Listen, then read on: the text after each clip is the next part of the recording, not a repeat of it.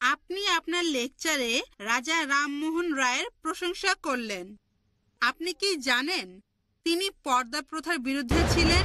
তিনি বলেছেন, ইসলাম কেন মহিলাদের পর্দার পেছনে রেখে অবমাননা করে? হিন্দু মহিলাদের কি সালোয়ার কামিজে যথেষ্ট ভদ্র দেখায় না? সব ধর্মই মানে যে সর্বশক্তিমান ঈশ্বর সবকিছুই করতে পারেন, তাহলে তিনি মানুষ হতে পারবেন না কেন? আমার নাম মুবিন সোলকার, পেশায় একজন আইনজীবী। প্রথমেই বলি, হিন্দু ধর্মগ্রন্থের উপর আপনার দখল দেখে আমি মুগ্ধ হয়েছি, আসলেই অসাধারণ। আপনি আপনার লেকচারে হিন্দুইজম আর ইসলামের অনেক সাদৃশ্যের কথা বলেছেন। তাহলে কি ইসলাম অনুযায়ী একজন মানুষ হিন্দু হতে পারে? নবীজি মুহাম্মদ সাল্লাল্লাহু আলাইহি ওয়াসাল্লাম এর কথা ৪,০০০ বছরের পুরনো বেদ আর পুরাণে উল্লেখ করা হয়েছে। তাহলে আপনি বলেন, ডক্টর নায়েক, এই গ্রন্থগুলো কি ঈশ্বর প্রেরিত? আর হিন্দুরাও কি তাহলে আহলে কিতাব?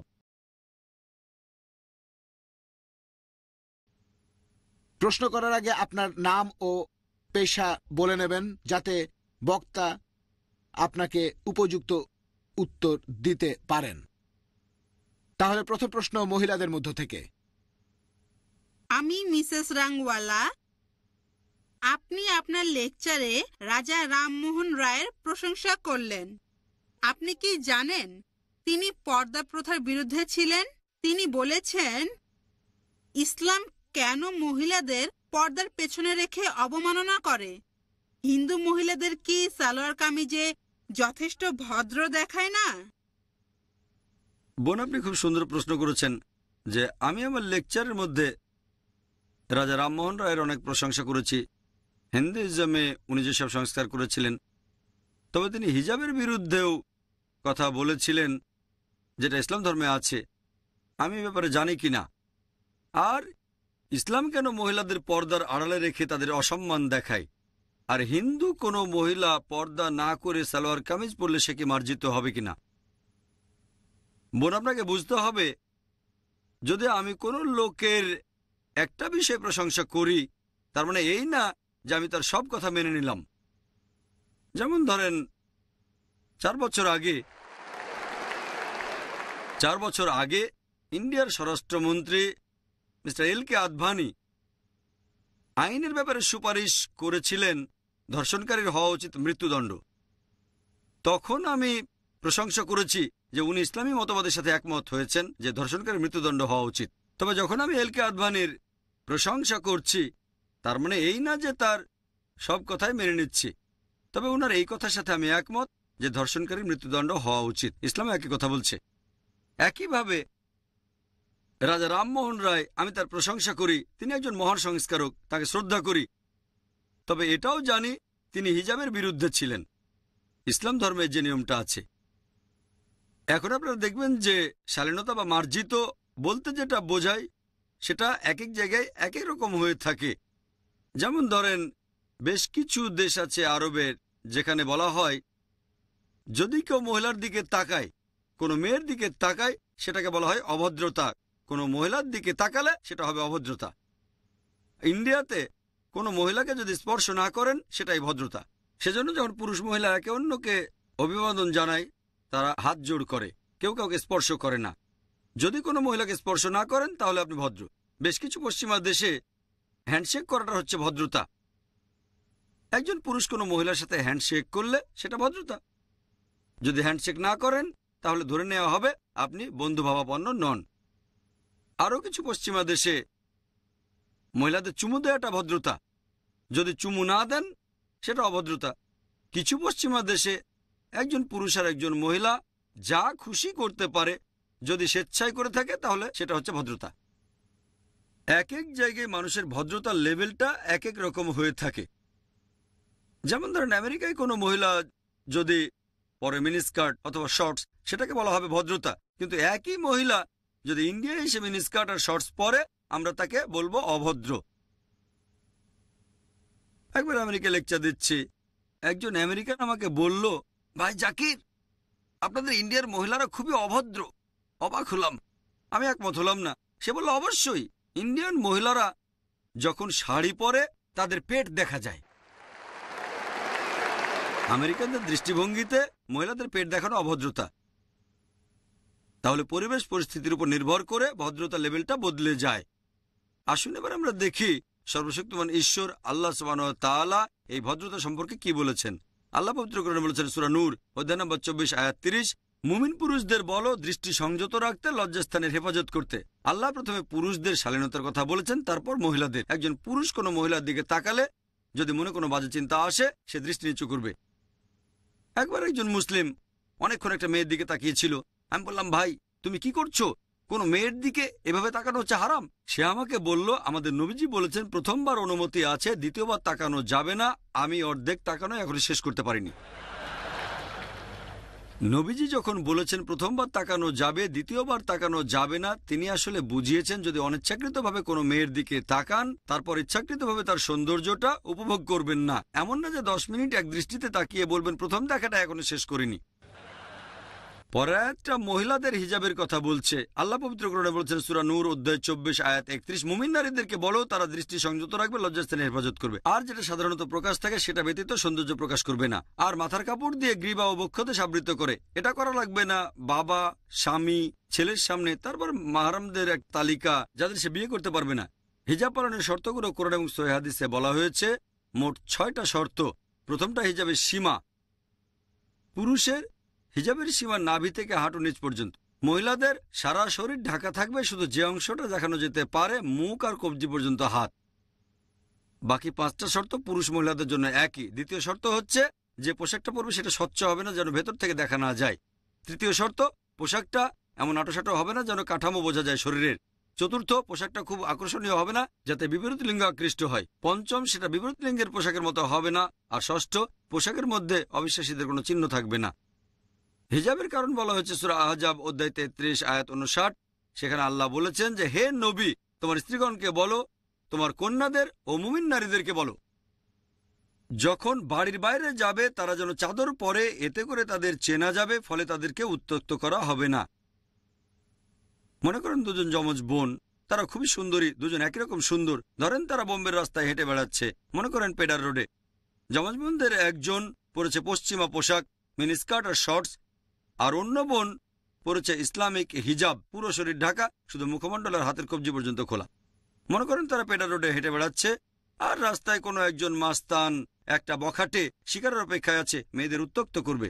আমি আপনাদের প্রশ্ন করি, কোন মেয়েটাকে উত্ত্যক্ত করা হবে? মিনিস্কার্ট আর শর্টস পরা মেয়েটাকে উত্ত্যক্ত করবে, নাকি সেই মেয়েটাকে উত্ত্যক্ত করবে যে ইসলামিক হিজাব পরেছে? উত্ত্যক্ত করবে সেই মেয়েটাকে যে পশ্চিমা পোশাক পরে আছে। আসুন এবার দেখি হিন্দু ধর্মগ্রন্থগুলোতে ভদ্রতা সম্পর্কে কি বলা হয়েছে। ঋগ্বেদে উল্লেখ করা হয়েছে, গ্রন্থ নম্বর 8 অনুচ্ছেদ 33 পরিচ্ছেদ 19, বলা হয়েছে যে ব্রহ্মা যখন তোমাকে মেয়ে বানিয়েছেন, ব্রহ্মা যখন তোমাকে নারী বানিয়েছেন, তোমরা দৃষ্টি নিচু করবে আর চোখ তুলবে না, 2 পা একসাথে রাখবে। তোমরা সেটা প্রকাশ করবে না যেটা পোশাক আর পর্দা গোপন করে রাখে। তাহলে ঋগ্বেদ বলছে মহিলাদের পর্দা করা উচিত, তারা দৃষ্টি নিচু রাখবে আর চোখ তুলবে না। ঋগ্বেদ আরো উল্লেখ করা হয়েছে, গ্রন্থ নম্বর 10 অনুচ্ছেদ 85 পরিচ্ছেদ 30, সেই লোককে কেউ পছন্দ করে না যে তার স্ত্রীর পোশাক দিয়ে নিজের উরু ঢেকে রাখে। তাহলে ঋগ্বেদ বলছে যে বিপরীত লিঙ্গের মানুষের পোশাক পরা এটা নিষিদ্ধ। এছাড়া উল্লেখ করা হয়েছে মহাবীর চরিত্রে অধ্যায় নম্বর 2 পৃষ্ঠা নম্বর 71, যে রাম বলছেন, যখন পরশুরাম আসলেন, রাম তার স্ত্রী সীতাকে বললেন যে উনি আমাদের গুরুজন, তোমার দৃষ্টি নিচু করো আর পর্দা দিয়ে ঢাকো। রাম তার স্ত্রী সীতাকে বলছেন পর্দা দিয়ে ঢাকো আর দৃষ্টি নিচু করে রাখো। যদি ইতিহাসের বই পড়েন, সে বইগুলোতে প্রাচীন আমলের কথা আছে, গুপ্ত সাম্রাজ্যের আমল আর তার পরবর্তী সময়। সে সময়ে মুদ্রায় মহিলাদের ছবি, পর্দা দিয়ে ঢাকা ইন্ডিয়ান মহিলা, ঘোমটা দিয়ে আছে কাঁধ পর্যন্ত, অনেকের হাত পর্যন্ত ঢাকা। অনেক ইন্ডিয়ান মহিলা যদি কখনো গ্রামে যান, মহিলারা পর্দা মানে তারা মাথা ঢেকে রাখে, অনেক মহিলা মুখও ঢেকে রাখে। তাহলে যদি ভালো করে দেখেন, এমনকি হিন্দু ধর্মগ্রন্থ বলছে মহিলাদের পর্দা মানা উচিত, মহিলার দৃষ্টি নিচু করবে। এমনও হতে পারে যে রাজা রামমোহন রায় এই অনুচ্ছেদগুলো পড়েননি। আল্লাহ চাইলে যদি রাজা রামমোহন রায় এই অনুচ্ছেদগুলো পড়তেন, তিনিও বলতেন যে মহিলাদের পর্দা মানা উচিত। 4 বছর আগে আমি স্বরাষ্ট্রমন্ত্রী এলকে আদভানির প্রশংসা করেছিলাম। তিনি বলেছিলেন ধর্ষণকারীর মৃত্যুদণ্ড হওয়া উচিত। হয়তো পরবর্তী স্বরাষ্ট্রমন্ত্রী তিনি বলবেন যে ইন্ডিয়ার মহিলাদের পর্দা মেনে চলা উচিত।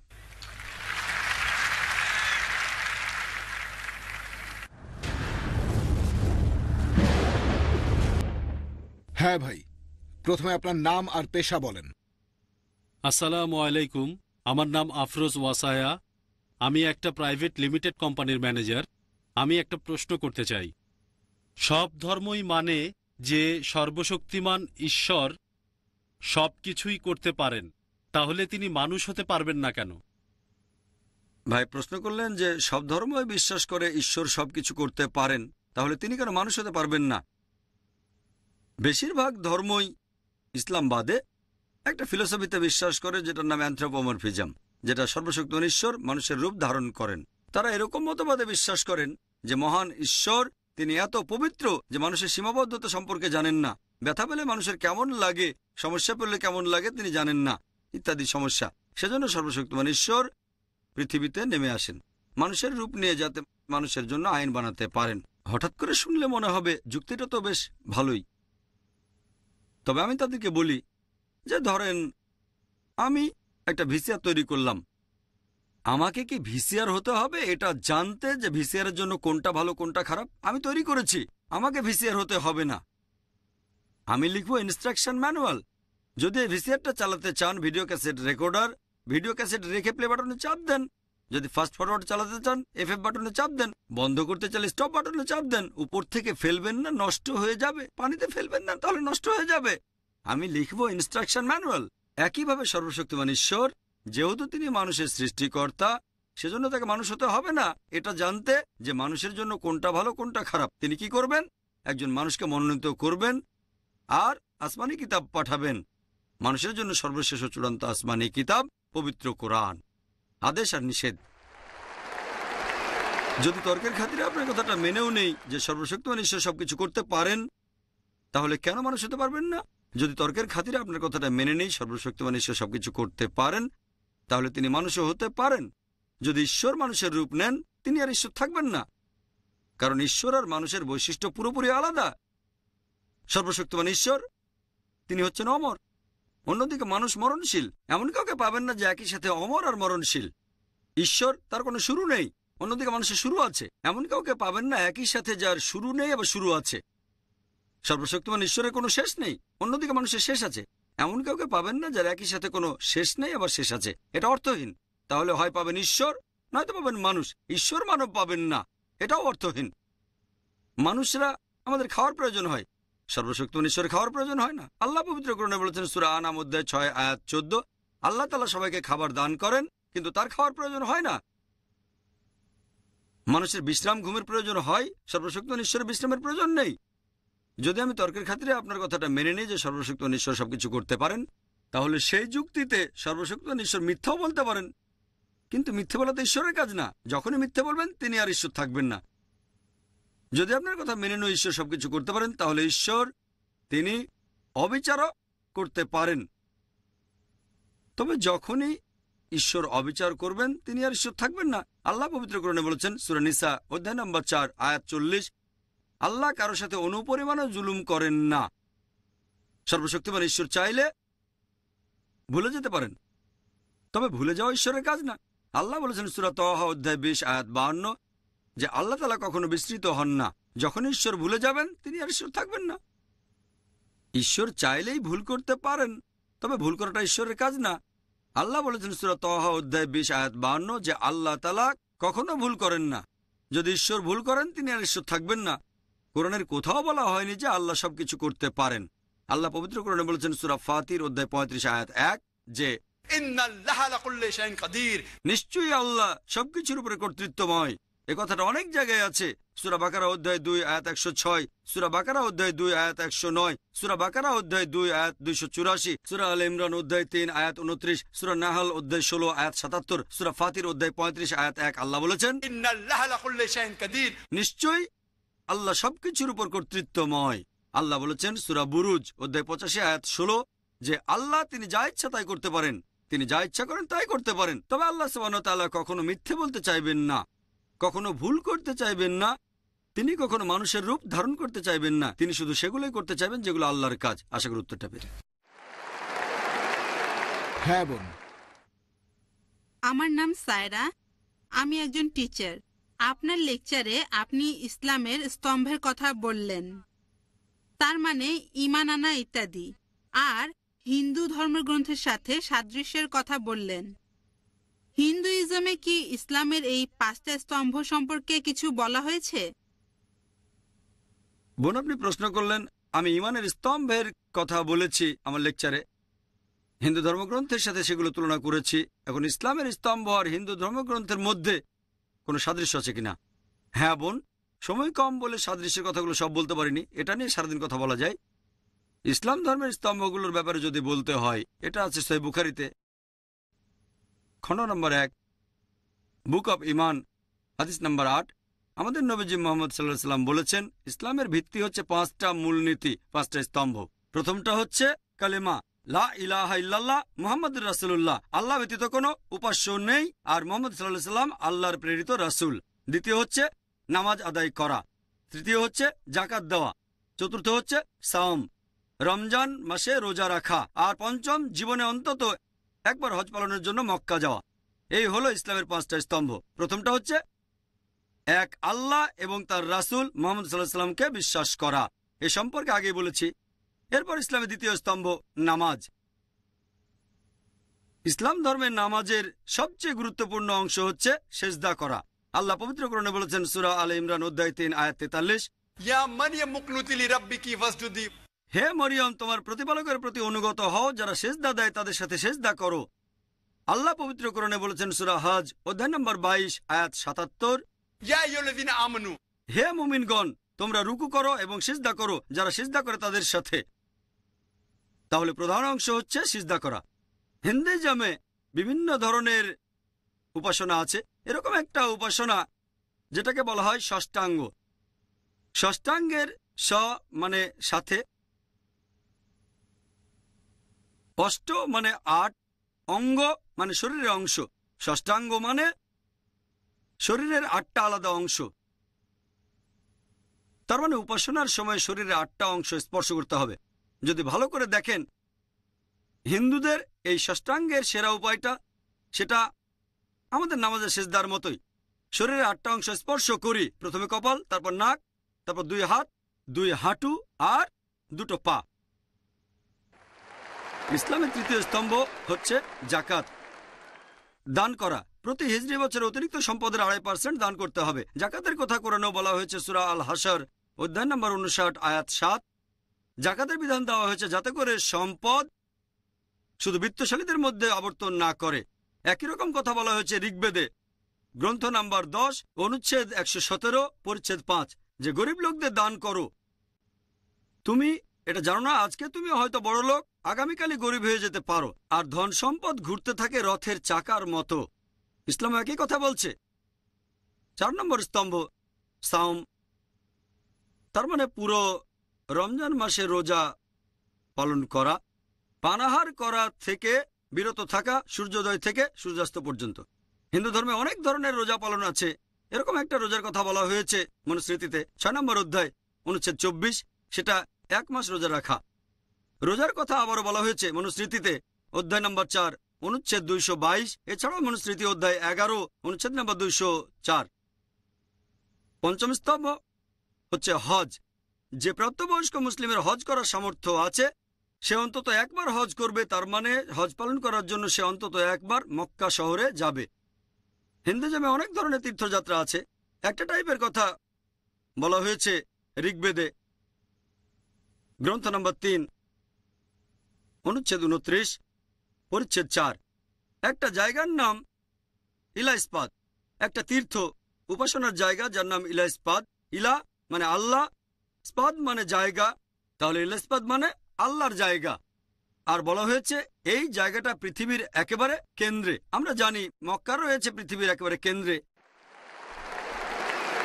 তাহলে বেদ বলছে যে তীর্থযাত্রার একটা স্থান হলো আল্লাহর জায়গা। আমরা বলি বাইতুল্লাহ, যেটা রয়েছে পৃথিবীর কেন্দ্রে। এরপর আরো দেখবেন ঋগ্বেদে গ্রন্থ নম্বর 3 অনুচ্ছেদ 29 পরিচ্ছেদ 11 নারসাংসার কথা বলা হয়েছে, মানে নবীজি মোহাম্মদ সাল্লাল্লাহু সাল্লাম। এই তীর্থযাত্রার জায়গাটা মক্কা ছাড়া আর কিছুই না। আর আপনারা যদি সংস্কৃত ডিকশনারি পড়েন, সেখানে বলা হয়েছে ইলাস্পাদ মানে ঈশ্বরের জায়গা, একটা তীর্থস্থান। মক্কার কথা আরো উল্লেখ করা হয়েছে ঋগ্বেদে গ্রন্থ নম্বর 1 অনুচ্ছেদ 128 পরিচ্ছেদ 1। এই হলো সংক্ষেপে হিন্দুইজম আর ইসলামের স্তম্ভগুলোর মধ্যে সাদৃশ্য। এবারের প্রশ্ন বাম দিকের মাইক থেকে। আসসালামু আলাইকুম, আমার নাম আতিফ সুমার, আমি ছাত্র। আমার প্রশ্ন হলো, মূর্তি পূজা করার সময় হিন্দু বিশেষজ্ঞরা বলেন তারা সর্বশক্তিমান ঈশ্বরের উপাসনা করছেন, তবে এই মূর্তি হলো মনোযোগের জন্য। ইসলাম ধর্ম অনুযায়ী এটার কি অনুমতি আছে? ভাই, আপনি প্রশ্ন করলেন, হিন্দু বিশেষজ্ঞরা এটা মানেন যে মূর্তি পূজা করা ভুল, তবে ঈশ্বরের কাছে প্রার্থনা করার সময় মূর্তি রাখা হয় মনোযোগ দেওয়ার জন্য। তারা মানেন ঈশ্বরের প্রতি মূর্তি নেই, তবে মূর্তি হলো মনোযোগের জন্য। এটা সঠিক কিনা? এইসব হিন্দু বিশেষজ্ঞরা হিন্দু ধর্মগ্রন্থ পড়েছেন, আর এই বিশেষজ্ঞরা মানেন সর্বশক্ত ঈশ্বরের কোনো প্রতিমূর্তি নেই। তারা যেটা বলেন, যেসব মানুষ সচেতনতার নিচু স্তরে রয়েছে তাদের মনোযোগের জন্য মূর্তির প্রয়োজন হয়। যখন সচেতনতার উঁচু স্তরে চলে যাবেন তখন মূর্তির প্রয়োজন হয় না। আমি এই পণ্ডিত আর বিশেষজ্ঞদের বলবো যে যেসব মানুষ সচেতনতার উঁচু স্তরে, তাদের মনোযোগের জন্য মূর্তি লাগে না। আমরা মুসলিমরা অলরেডি সেই উঁচু স্তরে পৌঁছে গেছি, আমাদের মনোযোগের জন্য মূর্তির প্রয়োজন হয় না। এছাড়া এক পণ্ডিত আমাকে বলেছিলেন, আমাদের শিশুদের সাথে কথা বলার সময় তাদেরকে সহজভাবে বোঝাতে হয়। যদি আপনার ছেলে জিজ্ঞেস করে বিদ্যুৎ কেন চমকায়, আপনি বলবেন যে ঠাকুরমা ওখানে চাক্কি পিষছে, বিদ্যুৎ চমকাচ্ছে কারণ ঠাকুরমা চাক্কি পিষছে, স্বর্গে বসে ঠাকুরমা ময়দা গুঁড়ো করছে। আমি বললাম, ইসলাম অনুযায়ী আমরা মিথ্যে বলতে পারি না, ঠাট্টা করেও না। যদি আমার ছেলেকে বলি বিদ্যুৎ চমকাচ্ছে কারণ ঠাকুরমা চাক্কি পিষছে, যখন সে স্কুলে যাবে তখন জানতে পারবে যে বিদ্যুৎ চমকানোর কারণ হচ্ছে গরম বাতাসের আয়তন বেড়ে যাওয়া। তখন সে এরকম ভাববে আমার বাবা মিথ্যেবাদী। আমাদের বুঝতে হবে যে আমরা সত্যি কথা বলবো। পণ্ডিত আর বিশেষজ্ঞরা বলেন যে নিচু স্তরে মনোযোগের জন্য মূর্তির প্রয়োজন, উঁচু স্তরে গেলে মূর্তির প্রয়োজন হয় না। যেমন আমরা ক্লাস 2তে যখন পড়ি তাহলে দরকার হয়, উঁচু স্তরে গেলে দরকার হয় না। আমি তাদের বলি, ধরেন আমি একজনকে অঙ্ক পড়াচ্ছি। ক্লাস 2তে যখন আমরা অঙ্ক পড়াই তখন বলি 2 যোগ 2 সমান 4। এখন 2 যোগ 2 সমান, এটা ক্লাস 10-এ উঠলেও সেটা 4, গ্র্যাজুয়েশনেও 4, পিএইচডি করলেও সেটা 4ই থাকবে। কোন সাবজেক্টের মূল শিক্ষাটা একই রকম থাকে। 2 যোগ 2 সমান 4 হোক সেটা ক্লাস 2তে, ক্লাস 10-এ, গ্র্যাজুয়েশন অথবা পিএইচডিতে। ব্যাপারটা একেবারে পরিষ্কার। পবিত্র বেদে, হিন্দুদের ধর্মগ্রন্থে বলা হয়েছে যে ঈশ্বরের কোনো প্রতিমূর্তি নেই। এটাই মূল শিক্ষা। মূল জিনিসটাকে বদলাতে পারবেন না। কেউ যদি আমাকে বলে যে ক্লাস 2তে 2 যোগ 2 সমান 5, আপনি ছেলেকে বলবেন না চিন্তা করো না, ক্লাস 10-এ উঠলে তোমাকে বলবো 2 যোগ 2 সমান 4, আমি এখনই শুধরে দেব। তাই এটা সব হিন্দু বিশেষজ্ঞদের দায়িত্ব যে সাধারণ হিন্দুদের বলবেন হিন্দু ধর্মগ্রন্থ অনুযায়ী সর্বশক্ত ঈশ্বরের কোনো প্রতিমূর্তি নেই। এটাই মূল শিক্ষা। তাহলে একেবারে প্রাথমিক স্তরে বিশেষজ্ঞদের জানানো উচিত যে মূর্তি পূজা করা ভুল। আশা করি উত্তরটা পেয়েছেন। চতুর্থ প্রশ্ন, প্রশ্নটা করা হচ্ছে চিরকুট থেকে, করেছেন ভাই রোহিত শাহ। তিনি বলেছেন, ইসলাম যদি শান্তির ধর্ম হয়ে থাকে তাহলে এখানে জিহাদের কথা বলা হচ্ছে কেন? অর্থাৎ যুদ্ধ আর খুনোখুনির কথা। আসলে হিন্দুইজম হল শান্তির ধর্ম। ভাই, খুবই গুরুত্বপূর্ণ একটা প্রশ্ন করেছেন যে ইসলাম শান্তির ধর্ম হলে জিহাদের কথা বলছে কেন, যুদ্ধ করে কাফিরদের হত্যা করা। আপনার মতে হিন্দুইজম শান্তির ধর্ম। ইসলাম ধর্মে জিহাদ নিয়ে অনেকের মধ্যে একটা ভুল ধারণা আছে। এই ভুল ধারণা যে শুধু অমুসলিমদের মধ্যে আছে তাই নয়, অনেক মুসলিমদের মধ্যে ভুল ধারণা আছে। তারা মনে করে যে কোনো যুদ্ধ যদি মুসলিম করে, কারণ যাই হোক, হতে পারে কোনো ব্যক্তিগত লাভ, হতে পারে খ্যাতির জন্য, হতে পারে টাকার জন্য, কোনো মুসলিম যুদ্ধ করলেই সেটা জিহাদ।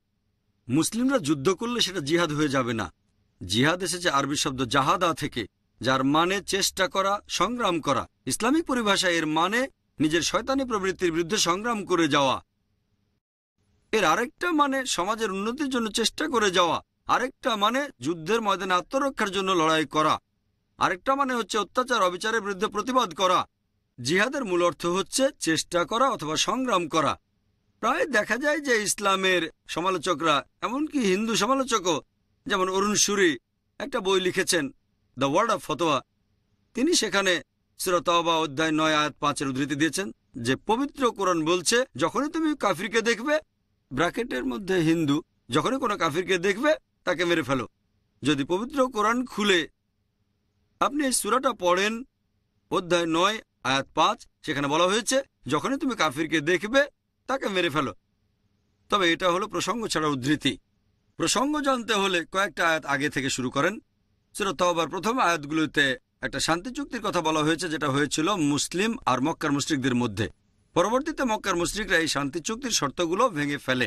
আল্লাহ সুবহানাহু ওয়া তাআলা সূরা তাওবার 5 নম্বর আয়াতে বললেন, মক্কার মুশরিকদের উদ্দেশ্যে পাঠালেন সতর্কবাণী, সবকিছু ঠিক করে ফেলো 4 মাসের মধ্যে, তা না হলে আমাদের সাথে যুদ্ধ হবে। তারপর যুদ্ধের ময়দানে আল্লাহ তাআলা মুসলিমদের বলেছেন, যখন তোমরা শত্রুদের দেখবে, যখন কাফিরদের দেখবে, তাদের মেরে ফেলো। পবিত্র কোরআনের এই আয়াতটা বলছে যুদ্ধের ময়দানের কথা, যখন মুসলিমরা সত্যের পক্ষ নিয়ে যুদ্ধ করছে মিথ্যার বিরুদ্ধে, শত্রুদের বিরুদ্ধে। যদি তারা আক্রমণ করে, তোমরা ভয় পেও না, তাদের মেরে ফেলো। যে কোনো আর্মি জেনারেল তার সৈনিকদের মনোবল চাঙ্গা করতে গিয়ে বলবে শত্রুকে মেরে ফেলো, সে বলবে না যে শত্রুদের ছেড়ে দাও। কোরআন একই কথা বলছে। আর অরুণ সুরি 5 নম্বর আয়াতের পর সূরা তাওবার চলে গেলেন 7 নম্বর আয়াতে। যে কোনো বুদ্ধিমান মানুষ বুঝবে 6 নম্বর আয়াতে উত্তরটা আছে এই অভিযোগের বিরুদ্ধে। 6 নম্বর আয়াত বলছে যে যদি শত্রুরা, যদি মুশরিকরা শান্তি চায়, এমনিতে ছেড়ে দিও না, তাদেরকে নিরাপদ কোনো স্থানে পৌঁছে দাও, যাতে তারা আল্লাহর বাণী শুনতে পারে। এখনকার দিনে সবচেয়ে দয়ালু জেনারেল হয়তো বলবে ঠিক আছে শত্রুদের ছেড়ে দাও। কোন আর্মি জেনারেল বলবে যে শত্রুদের নিরাপদ স্থানে পৌঁছে দাও? কোরআনের কথাই বলছে। আর এ সম্পর্কে আরো একটা ভুল ধারণা আছে যে জিহাদ মানে পবিত্র যুদ্ধ। পবিত্র যুদ্ধের আরবি হচ্ছে হারবুম মুকাদ্দাসা। পবিত্র কোরআনের কোথাও হারবুম মুকাদ্দাসা বলা হয়নি, কোনো হাদিসও বলা নেই। জিহাদ শব্দটার অনুবাদ পবিত্র যুদ্ধ নয়। এই পবিত্র যুদ্ধ শব্দটা প্রথম ব্যবহার করা হয় ক্রুসেডারদের সম্পর্কে। এই খ্রিস্টান ক্রুসেডাররা অনেক দেশ দখল করেছে, অনেক মানুষকে হত্যা করেছে খ্রিস্টান ধর্মের নাম নিয়ে। এখন তারাই পবিত্র যুদ্ধ শব্দটা মুসলিমদের ক্ষেত্রে ব্যবহার করে, যেটা ঠিক না। দুর্ভাগ্যজনকভাবে অনেক তথাকথিত মুসলিম বিশেষজ্ঞ আছেন, তারাও জিহাদের অনুবাদ করেন পবিত্র যুদ্ধ, যেটা সম্পূর্ণ ভুল। আসুন দেখি হিন্দু ধর্মগ্রন্থগুলো জিহাদ সম্পর্কে কি বলছে। এটা উল্লেখ করা হয়েছে ভগবদ গীতায় অধ্যায় 2 অনুচ্ছেদ 50। শ্রীকৃষ্ণ অর্জুনকে বলছেন যোগব্যায়ামের চেষ্টা করো, তোমার জন্য উপকারী। চেষ্টা করা, সংগ্রাম করা। তাহলে কৃষ্ণ অর্জুনকে চেষ্টা আর সংগ্রাম করতে বলেছেন। যদি মহাভারত পড়েন, মহাভারত এখানে জ্ঞাতি ভাইদের মধ্যে একটা যুদ্ধের বর্ণনা দেওয়া হয়েছে, কৌরব আর পাণ্ডবদের মধ্যে। মহাভারতে এরকম হাজার হাজার অনুচ্ছেদ আছে, শুধু যুদ্ধের কথা বলা হয়েছে। কোরআনের চেয়ে অনেক বেশি যুদ্ধের কথা। আপনারা যদি ভগবদ গীতা পড়েন, ভগবদ গীতা এটা হিন্দুদের একটা পবিত্র ধর্মগ্রন্থ। এখানে রয়েছে অর্জুনের উদ্দেশ্যে যুদ্ধের ময়দানে বলা শ্রীকৃষ্ণের উপদেশগুলো।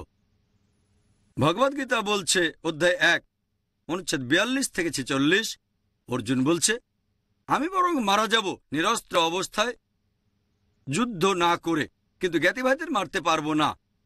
তার মানে কৌরবদের, ধৃতরাষ্ট্রের সন্তানদের। শ্রীকৃষ্ণ উত্তর দিলেন এরপরের অধ্যায়, অধ্যায় 2 অনুচ্ছেদ 2, হে অর্জুন, তোমার মনে এমন অশুদ্ধতা কিভাবে আসলো যে তুমি লড়াই করবে না, তুমি স্বর্গে যেতে পারবে না? এমন নপুংসক চিন্তা কিভাবে তোমার মাথায় আসলো? তোমার হৃদয় দুর্বল হয়ে গেছে। শ্রীকৃষ্ণ বলছেন ভগবদ গীতা অধ্যায় 2 অনুচ্ছেদ 31 থেকে অনুচ্ছেদ 33, কৃষ্ণ বলছেন হে অর্জুন, তুমি একজন ক্ষত্রিয়, তুমি যুদ্ধ করবে, তাহলে স্বর্গে যেতে পারবে, তা না হলে যেতে পারবে না। আর সেই ক্ষত্রিয় আশীর্বাদ প্রাপ্ত যে সত্যের জন্য লড়াই করে।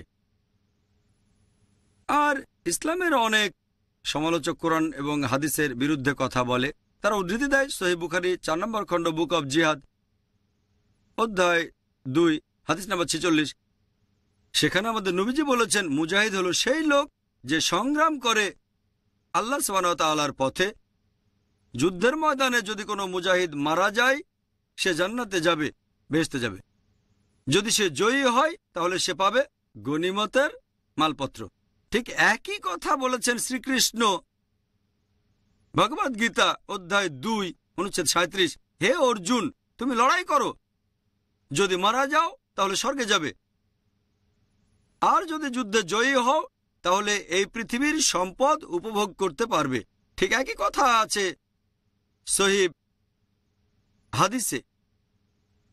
চিন্তা করেন, যদি আমি উদ্ধৃতি দিয়ে বলি যে ভগবদ্গীতায় লেখা আছে তোমার জ্ঞাতি ভাইদের হত্যা করো, আমার এটা বলা মোটেও ঠিক হবে না। তাহলে প্রসঙ্গ ছাড়া বলছি, ঠিক হবে না। সঠিকটা হচ্ছে ভগবদ্গীতা বলছে তোমরা সত্যের পক্ষে যুদ্ধ করবে মিথ্যার বিরুদ্ধে। যদি তোমার শত্রু জ্ঞাতি ভাইও হয় যারা মিথ্যার পক্ষে, সত্যের খাতিরে তাদের হত্যা করলে কোনো সমস্যা নেই। তাহলে প্রসঙ্গ ছাড়া উদ্ধৃতি দেয়া ঠিক না। এখানে আমরা বুঝতে পারছি যখন বিভিন্ন টাইপের মানুষের সাথে কথা বলবো, জানতে হবে কিভাবে তাদের বোঝানো যায়। বিশ্বাস করেন, অনেক হিন্দু আমার সাথে কথা বলেছে যে জিহাদ করা ভুল। যখন আমি তাদের বলি আপনাদের ভগবদ্গীতাতে উল্লেখ করা হয়েছে যে জ্ঞাতি ভাইদের হত্যা করো, তারা বলবেন না, এখানে তো শ্রীকৃষ্ণ সত্যের পক্ষে আর মিথ্যার বিরুদ্ধে যুদ্ধের কথা বলেছেন। আমি বলি কোরআনও তো একই কথা বলছে। ও, কোরআন যদি একই কথা বলে তাহলে তার সাথে আমরা একমত।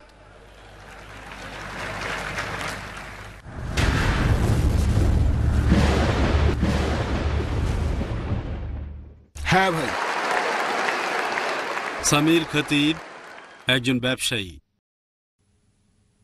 নবীজি মুহাম্মদ সাল্লাল্লাহু আলাইহি ওয়াসাল্লাম এর কথা 4000 বছরের পুরনো বেদ আর পুরাণে উল্লেখ করা হয়েছে। তাহলে আপনি বলেন ডক্টর নায়েক, এই গ্রন্থগুলো কি ঈশ্বর প্রেরিত? আর হিন্দুরাও কি তাহলে আহলে কিতাব? ভাই একটা সুন্দর প্রশ্ন করেছেন। নবীজি মুহাম্মদ সাল্লাল্লাহু আলাইহি ওয়াসাল্লামের ব্যাপারে বেদ আর অন্যান্য ধর্মগ্রন্থে ভবিষ্যৎবাণী করা হয়েছে। এই ধর্মগ্রন্থগুলোকে কি আমরা ঈশ্বরের বাণী বলতে পারি? আর হিন্দুদেরকে আহলে কিতাব বলা যায়? ভাই, এই আহলে কিতাব সম্পর্কে আমি আগেও বলেছি, এখানে বলা হয়েছে কিতাবীদের কথা। এটা নির্দিষ্ট করে ইহুদি আর খ্রিস্টানদের বোঝাচ্ছে। আহলে কিতাব মানে ইহুদি আর খ্রিস্টান। আপনার প্রশ্নতে আসি যে বেদ বা অন্যান্য হিন্দু ধর্মগ্রন্থকে ঈশ্বরের বাণী বলা যায় কিনা। আল্লাহ পবিত্র কোরআনে বলেছেন সূরা রদ অধ্যায় 13 আয়াত 38, वलिकुल्लि अजलिन किताब। প্রত্যেক যুগে আমি আসমানি কিতাব পাঠিয়েছি, তবে পবিত্র কোরআনে মাত্র 4টার নাম উল্লেখ করা হয়েছে, তাওরাত, জাবুর, ইনজিল এবং কোরআন। তাওরাত হলো সেই আসমানি কিতাব যেটা নাজিল হয়েছিল মুসা আলাইহিস সালামের উপর। জাবুর হলো সেই আসমানি কিতাব যেটা নাজিল হয়েছিল দাউদ আলাইহিস সালামের উপর। ইনজিল হলো সেই আসমানি কিতাব যেটা নাজিল হয়েছিল ঈসা আলাইহিস সালামের উপর। আর কোরআন হলো শেষ ও চূড়ান্ত আসমানি কিতাব যেটা নাজিল হয়েছিল মুহাম্মদ সাল্লাল্লাহু আলাইহি সাল্লামের উপর। এখন যে আসমানি কিতাবগুলো নাজিল হয়েছিল সেগুলো ছিল একটা নির্দিষ্ট সময় আর সম্প্রদায়ের জন্য। কোরআনের আগের ওহিগুলো ছিল নির্দিষ্ট সময় আর সম্প্রদায়ের জন্য। কোরআন নাজিল হয়েছে পুরো মানব জাতির জন্য। আপনার প্রশ্নটা যে বেদ আর অন্যান্য হিন্দু ধর্মগ্রন্থকে আল্লাহর বাণী বলা যায় কিনা, যেহেতু বেদের কথা কোরআনে কোনো রকম উল্লেখ করা হয়নি, আমরা একেবারে নিশ্চিত হয়ে বলতে পারি না যে এগুলো আল্লাহর বাণী। আমরা যেটা বলতে পারি, হতে পারে এগুলো আল্লাহর বাণী। যদি আমাকে বলেন আল্লাহ তো অনেক নবী রাসূল পাঠিয়েছেন, এখন আমরা কি রাম অথবা লক্ষণকে বলতে পারি রাসূল? আল্লাহ বলেছেন তিনি পৃথিবীতে অনেক আসমানি কিতাব পাঠিয়েছেন, অনেক নবী রাসূল পাঠিয়েছেন। যেহেতু কোরআনে বলা হয়নি যে বেদ আল্লাহর বাণী, আমরা বলতে পারি হয়তো এটা আল্লাহর বাণী, নিশ্চিত হয়ে বলতে পারি না। একইভাবে এটাও বলতে পারি না যে রামকৃষ্ণ হলেন আল্লাহ তাআলার রাসূল। বলতে পারি যে হতে পারেন, যেহেতু কোরআনে এটা উল্লেখ করা হয়নি তাই নিশ্চিতভাবে বলতে পারি না, তবে হতে পারেন। তারপরও যদি রাম আল্লাহ তাআলার রাসূল হয়েও থাকেন, যদি কৃষ্ণ আল্লাহর রাসূল হয়েও থাকেন, যদি বেদ আল্লাহর বাণী হয়েও থাকে, এটা ছিল একটা নির্দিষ্ট সময় আর সম্প্রদায়ের জন্য। বর্তমানে আপনি পৃথিবীর যে অংশেই থাকেন, আপনার মানা উচিত সর্বশেষ ও চূড়ান্ত আসমানি কিতাব অর্থাৎ পবিত্র কোরআন আর সর্বশেষ ও চূড়ান্ত নবী মুহাম্মদ সাল্লাল্লাহু আলাইহি ওয়াসাল্লামকে। হিন্দু ধর্মগ্রন্থ অর্থে তাকে বলা হয়েছে অন্তিম অবতার। এবারে চিরকুটে প্রশ্ন করেছেন ভাই অমর সিনহা। তিনি বলেছেন, আপনি ইন্টারফেইথ ডায়ালগ চালু করেছেন, আপনি কি তাদের সাথে একমত যারা বলে যে পৃথিবীর সব ধর্মই এক? ভাই, আপনি প্রশ্ন করলেন যে আমি ইন্টারফেথ ডায়ালগ চালু করেছি, আমি কি তাদের সাথে একমত যারা বলে যে সব ধর্ম আসলে এক? পৃথিবী জুড়ে অনেক জায়গায় ইন্টারফেথ ডায়ালগ অনুষ্ঠিত হয়ে থাকে, এমনকি বোম্বেতেও। সেখানে আমরা দেখি বিভিন্ন ধর্ম থেকে বেশ কিছু ধর্মীয় ব্যক্তিত্ব স্টেজে উঠে বলেন যে সব ধর্মই আসলে এক। একজন হিন্দু লোক আসবে, হিন্দু ধর্মীয় ব্যক্তিত্ব, যে সব ধর্মই এক। একজন মুসলিম এসে বলবে যে সব ধর্মই এক। তারপর খ্রিস্টান এসে বলবে সব ধর্মই এক। আমি তাদেরকে একটা সহজ প্রশ্ন করতে চাই, যদি মেনে নেন যে সব ধর্মই এক, তাহলে একজন খ্রিস্টান ধর্মযাজক কি খ্রিস্টান ধর্ম ত্যাগ করে ইসলাম গ্রহণ করবেন? একজন মুসলিম লোক ইসলাম ত্যাগ করে কি হিন্দু ধর্ম গ্রহণ করবে? একজন হিন্দু পুরোহিত কি হিন্দুইজম বাদ দিয়ে খ্রিস্টান হয়ে যাবে? সবাই বলবেন না। এই মানুষগুলো নিজেদেরকে সেকুলার হিসেবে পরিচয় করিয়ে দিতে চায়, এভাবে একে অন্যের পিঠ চুলকে দেয়। ব্যাপারটা যেন একজন ছাত্র টিচারকে প্রশ্ন করছে, 2 যোগ 2 সমান কত হবে স্যার? 2 যোগ 2 সমান কি 3 হবে, নাকি 4 হবে, নাকি হবে 5? 3 জন টিচার স্টেজে এসে বলল যে সবগুলো উত্তরই সঠিক। 2 যোগ 2 সমান 3 হবে, 2 যোগ 2 সমান 4 হবে, আবার 2 যোগ 2 সমান 5 হবে। এটা ফালতু কথা ছাড়া আর কিছুই নয়।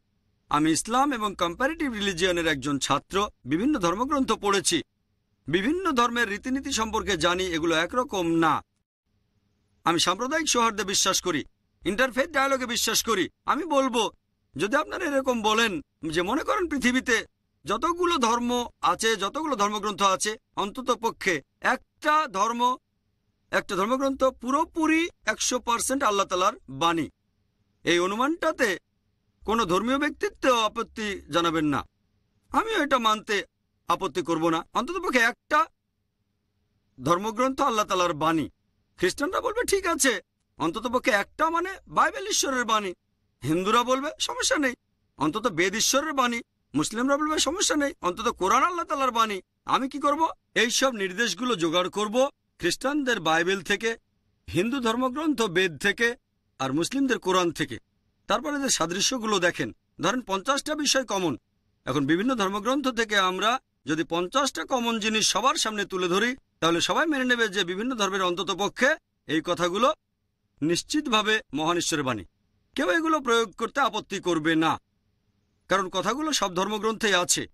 এই সাম্প্রদায়িক সৌহার্দ্যের মূলে রয়েছে কোরআনের একটা আয়াত, সূরা আল ইমরান অধ্যায় 3 আয়াত 64 বলা হয়েছে, تعالوا إلى كلمة سواء بينكم। এসো সেই কথায় যা আমাদের ও তোমাদের মধ্যে এক। হয়তো কিছু পার্থক্য আছে, ধর্মগুলোর মধ্যে বেশ কিছু পার্থক্য আছে।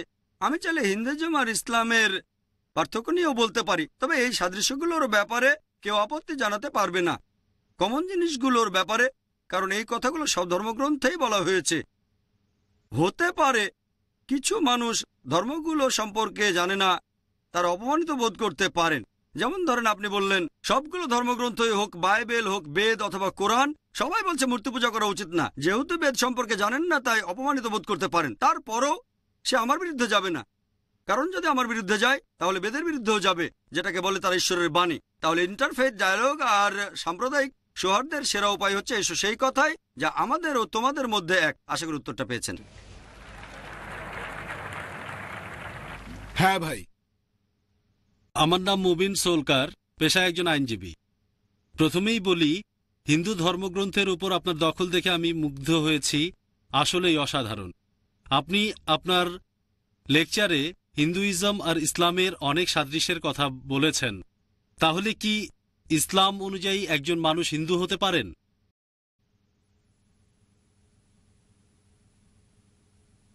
ভাই, খুবই সুন্দর একটা প্রশ্ন করেছেন। আমি আমার লেকচারে হিন্দুইজম আর ইসলামের অনেক সাদৃশ্য নিয়ে আলোচনা করলাম। তার মানে কি এই যে ইসলাম অনুযায়ী একজন মানুষ হিন্দু হতে পারে? ভাই, এই হিন্দু শব্দটা দিয়ে যদি ভৌগোলিক অবস্থান বোঝান যে মানুষ ইন্ডিয়ায় বসবাস করে, তাহলে ইসলাম অনুযায়ী কোনো আমার সমস্যা নেই যদি তাকে ইন্ডিয়ান বলা হয়।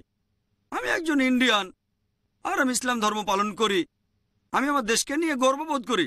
আর মুসলিম হিসেবে গর্ববোধ করি। ইসলামে এটা নিয়ে কোনো সমস্যা নেই। যদি আপনি ইন্ডিয়ান হন আর ইসলাম ধর্ম পালন করেন, কিন্তু যদি বলেন যে হিন্দু হচ্ছে সেই লোক যে হিন্দুইজমের ধর্মগ্রন্থগুলো মেনে চলে, তাহলেও আমার কোনো আপত্তি থাকবে না যদি সেই হিন্দু যে হিন্দুইজমের ধর্মগ্রন্থের প্রতিষ্ঠিত সত্যগুলো মেনে চলে। প্রতিষ্ঠিত সত্য বলতে আমি কি বোঝাচ্ছি? প্রতিষ্ঠিত সত্য মানে হিন্দু ধর্মগ্রন্থের সেই কথাগুলো যেগুলো আল্লাহ তাআলার সর্বশেষ ও চূড়ান্ত আসমানি কিতাব পবিত্র কোরআনেও আছে। এখানে আমি বলছি বেদ আর কোরআনের কথা। আমি আগেও বলেছি দুটো ধর্মগ্রন্থে বলছে ঈশ্বর কেবলমাত্র একজন, নবী রাসূলে বিশ্বাস করে, শেষ নবী মুহাম্মদ সাল্লাল্লাহু আলাইহি সাল্লাম, পরকালে বিশ্বাস করে। যদি তারা এই প্রতিষ্ঠিত সত্যগুলো বিশ্বাস করে আমার কোনো আপত্তি নেই। কিন্তু যদি বলেন হিন্দু হচ্ছে সেই লোক যে সবকিছু বিশ্বাস করে হিন্দু ধর্মগ্রন্থে যেগুলো বলা হয়েছে, তাহলে আমি কম্পারেটিভ রিলিজিয়নের ছাত্র হয়ে একমত হতে পারবো না। কারণ একজন হিন্দুর পক্ষে হিন্দু ধর্মগ্রন্থের সব কথা বিশ্বাস করা সম্ভব হবে না। কারণ অনেক সময় বিভিন্ন হিন্দু ধর্মগ্রন্থের কথাগুলো পরস্পর বিরোধী হয়ে থাকে। অনেক সময় একটা ধর্মগ্রন্থের কথা যেমন ঋগ্বেদ পরস্পর বিরোধী হয়, মনুস্মৃতির কথা পরস্পর বিরোধী। যেমন ধরেন এক জায়গায় বলা হয়েছে শুকরের মাংস খাওয়া উচিত না, আরেক জায়গায় বলা হয়েছে শুকরের মাংস খাওয়া যাবে। কারো পক্ষে একই সাথে পরস্পর বিরোধী কথা মানা সম্ভব হবে না। আমাদের বুঝতে হবে যে হিন্দু ধর্মগ্রন্থেও কিছু কথা বলা হয়েছে যেগুলো অনৈতিক। সংস্কারকরাই বলে গেছেন, তারা বলেন যে বর্ণপ্রথা, যেটার বিরুদ্ধে রাজা রামমোহন রায় আর জাস্টিস রানাডে বলেছেন। তারা সতীদাহ প্রথার বিরুদ্ধেও কথা বলেছেন, যেখানে মৃত স্বামীর জ্বলন্ত চিতায় জীবিত স্ত্রীকে পুড়িয়ে মারা হতো। এই জিনিসগুলো মেনে চলা সম্ভব না। এ কারণে আমি বলেছি যদি একজন হিন্দু ধর্মগ্রন্থের প্রতিষ্ঠিত সত্যগুলো মানে, আর এটা মানে একজন অন্তিম ঋষি ছিলেন। যখন গৌতম বুদ্ধ হিন্দুইজমকে বিশুদ্ধ করতে চাইলেন কুসংস্কার বাদ দিয়ে, অনেকে তার বিরুদ্ধে চলে গিয়েছিল। এই লোক কিভাবে বেদের সংস্কার করবে? পরে হিন্দুরা মেনে নিয়েছিল বুদ্ধ 24 জন অবতারের মধ্যে 23তম। তারা আরো মানে বুদ্ধ হলেন বিষ্ণুর 9ম অবতার। একইভাবে হিন্দু ধর্মগ্রন্থে দেখবেন বলা হয়েছে যে মুহাম্মদ সাল্লাল্লাহু আলাইহি সাল্লাম হলেন 24তম অবতার, তিনি বিষ্ণুর 10ম অবতার, তিনি হলেন অন্তিম ঋষি।